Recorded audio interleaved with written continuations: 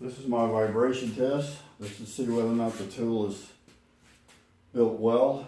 So we'll crank it up real quick. And you see a nickel standing right here on the edge. Here we go.